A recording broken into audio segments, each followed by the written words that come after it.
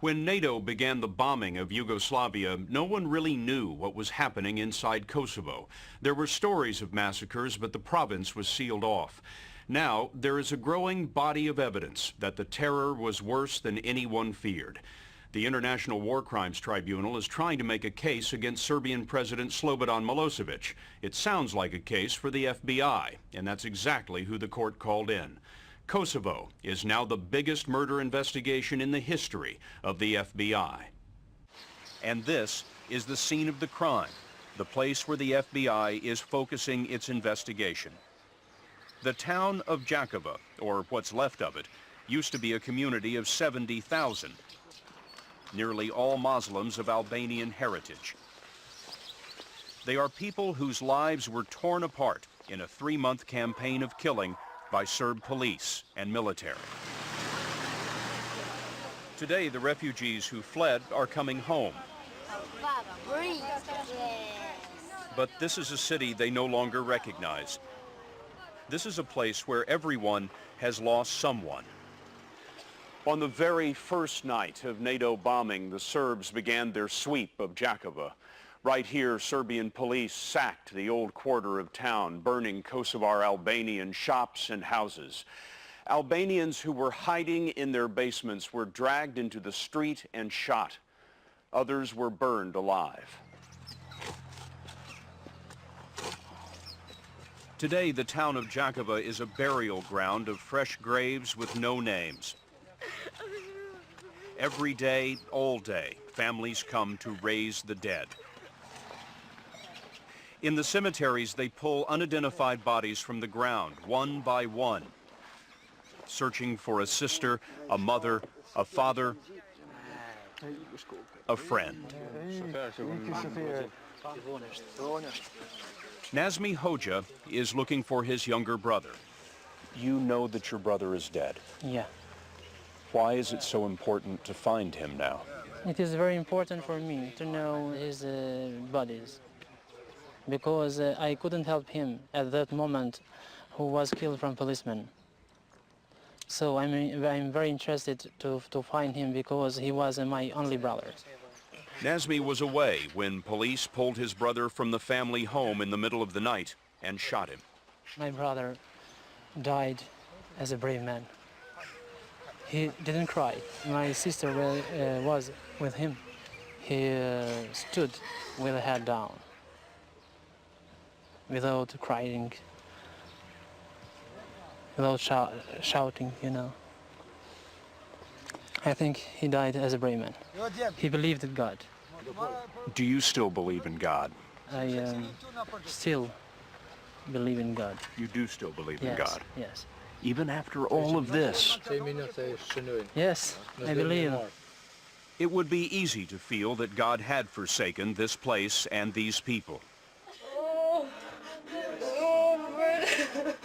This woman found her home ransacked. Her husband has been missing 3 months. She fears he is dead. I asked what hope she has for her 2-year-old son. She said, I hope they kill us. If my husband is dead, they might as well kill us. Here, death is a way of life. It's just as if people were minding their own lives and people came in and just killed them at random, just with almost no thought. You know, it's almost machine-like killing. Dr. Bill Rodriguez is the chief medical examiner for the FBI team working in Kosovo. The 64 Americans came to Gjakove to put together hard evidence that will back up the almost unbelievable stories survivors are telling about the Serb reign of terror. You know, how could a group do this? It's almost as if someone would have to work 24 hours a day at doing this type of work, going from door to door, hour after hour, killing. You know, it seems like even just an almost impossible task for someone to do this, to continue to burn, to loot, to kill, to murder. This was something that was done with great vengeance, and to continue it on such a mass scale is just unfathomable. In a neighborhood of burned-out farmhouses, in front of heartbroken families, FBI agents are digging up the dead. They will do an autopsy here in an open field. The only thing I agreed to is to let them watch. Just the family? Again, they want to stay back. As the victim's family watches and weeps. You had to exhume the body of a man with his son and his brother standing there next to you. And his grandson. It's extremely difficult. It is. It's just the emotion. I mean, you can feel it.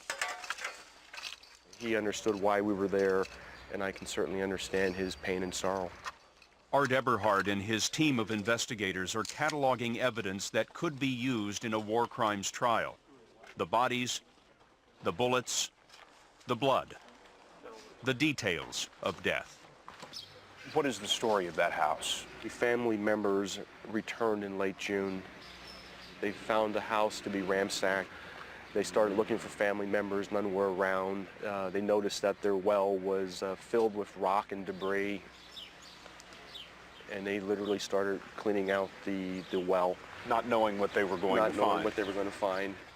When they finally cleared all the debris out, they found clothing and then 9 bodies of their family. Their ages were from 2 years of age to 85 years of age. Somebody shot a 2-year-old child and threw them down a well? That's correct. Just be careful, you know, walking. They are walking around landmines, working in a war zone. 3 NATO soldiers were killed in this area during the FBI's investigation. These agents have investigated everything from the crash of TWA 800 to the most gruesome serial killings, but never anything like this. We had a 2-year-old child in the bottom of a well. How do you explain that?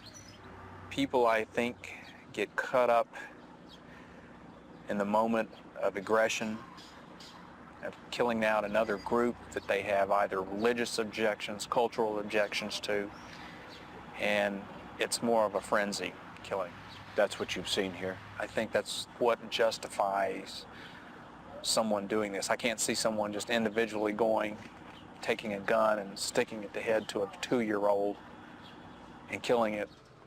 You can smell death now. You can smell death all over Kosovo. You can smell death all over Gjakove, that's for sure. Yes. Special Agent Paul Mallet showed us one of the murder scenes his team is investigating as part of the indictment against Milosevic. Upper portion of the body was right here, and then where you were standing was mainly the lower portion of it. 6 people were shot to death here, their bodies burned. You know why they burned those bodies, so you couldn't figure out what happened. Well, I'm certain that they burned the bodies, and in other instances they've buried bodies so that there would be no evidence of the atrocities. In the crime scenes that we investigated, they were unsuccessful. We found the shell casings. We have found skeletons and skulls with indications of bullet damage. We'll dig out each one of these little holes looking for any projectiles. Every bullet, every fact, every photograph gathered by the FBI team is being stockpiled in preparation for the war crimes trial that awaits the arrest of Milosevic and his top lieutenants. This is one of the atrocities for which the Serb leadership will have to answer. This casket holds the remains of 20 people. Serb police found them hiding here, 1 man and 19 women and children. They were murdered, their bodies set ablaze. The victims, all from one extended family, are remembered with a memorial at the gate. When you arrived here, what did you find? He says he found nothing but charred bones. He is the gravedigger for the town of Gjakove, kept alive by the Serbs so he could continue his work. Secretly, he kept a list of the people he buried. These are the ages: 7 years old, 5 years old, 2 years old, 6, 18 months. More than 140 names in all. I was going through a set of remains of a young female that was in her early 20s, and it was piecing through the few hundred fragments that I found, probably a total of 6 or 7 small bones that were identifiable, that of a young infant, approximately 2 years of age. The young woman was holding the baby. The mother had the child, and they had been murdered together. You had the bones of a baby in your hands today. It's sad, and we've seen in many of our other sites multiple children, and one can sometimes try to rationalize adults killing adults, but adults killing defenseless children, infants, they even have no concept of war or death, being murdered. You're a witness to this now. That's correct. Is the worst of what we've been told true? I believe so, because we have seen a number of sites, and certainly we have only scratched the surface. We have families coming up to us as we get out of different locations. Come to my house. I have dead here that need to be identified. Come find my brother. Come find my baby. Help us. Break your heart? It does hurt that you can't help these people. I'll always take this home with me. This will live with me forever. People have been crying on my shoulders almost every day here, and that's going to stay with me forever. I don't think that there are people in the United States or the rest of the world understand the significance of this unless they can understand the significance of this unless they've been here. It's truly a tragedy on a gigantic scale. Every day, people here pay their respects as funeral processions pass by. Perhaps the most fortunate families in Gjakove are the ones who at least know what has happened to their relatives. Alone in the cemetery, Nazmi Hoxha and his family have finally found what they have been looking for. The body of his 15-year-old brother is pulled from an unmarked grave. My only brother. I lost him. What did your brother die for? He died for freedom, for Kosovo's freedom. He died for us to be free. Allahu Akbar. In this cemetery with so many fresh graves, the prayers for the dead are sung to the rhythm of the pickaxe. Grave number 230 will be filled with the body of a 15-year-old boy. He will be buried simply, wrapped in a blanket. There are simply no more coffins in Gjakove.